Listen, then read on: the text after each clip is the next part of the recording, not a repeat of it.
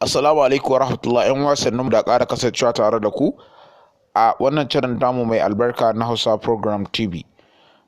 In yau ka taɓa ziyartar channel namu ɗan uwa, me zai hana ka danna mana subscribe da alamar ƙararrawa domin insha Allahu za ka amfana da sabbin shirye-shirye da za su zo nan gaba ba da jimawa ba insha Allahu ta'ala.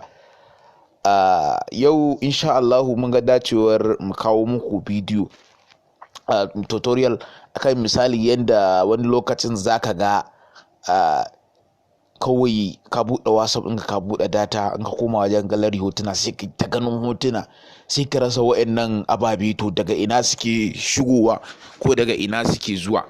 To insha Allahu za mu nuna muku yadda za ku yi ku dakatar da wa'annan abubuwan. Har zaɓi ne, sai ka ga dama ka ɗauko bidiyo ko kuma ka ga dama ka ɗauko hoto a WhatsApp ɗinka. Da farko bara mu shiga WhatsApp ɗinmu.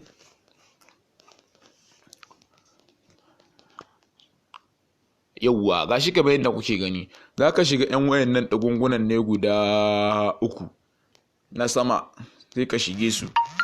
In ka shige su sai ka zo wajen setting ɗin nan.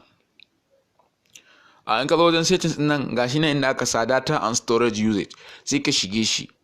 Yawwa kamar yadda kuke gani gashi nan wajen when using mobile data, gashi inda na zagaye sai ka taba shi. To kamar yadda kuke ganin nawa gashi da aka shi, in ba aka shi yake ba za ka ga wannan haka, za ka ga wannan haka, za ka ga wannan haka, za ka ga wannan haka misali. To duk sai ka kashe su, ka bar shi a haka duka sai ka kashe su, sai ka danna okay.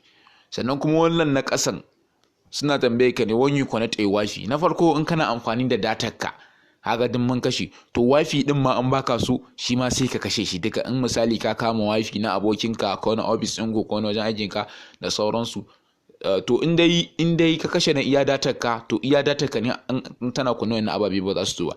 Amma in dai wifi din kai connecting wifi, to duk bidiyon da aka turo a time din da kai connecting wifi zai sauka cikin wayar ka, to shi ma duka sai ka kashe. Kamar yadda kuke gani duk sai ka danna shi haka, good din dai ya bace sai kai okay.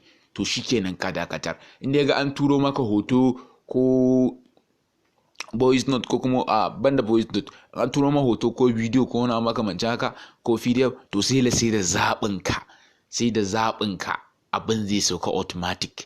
Yawwa dole sai da zaɓin ka, in baka so sai ka wuce shi kawai ka rabu da shi. Yawwa wannan shine a takaice insha Allahu ta'ala. In wa kada ka manta ka daure ka danna mana subscribe, sannan ka danna alamar ƙararrawa domin ci gaba da samun shirye-shiryen mu insha Allahu ta'ala. Wassalamu alaikum warahmatullah. Mun gode.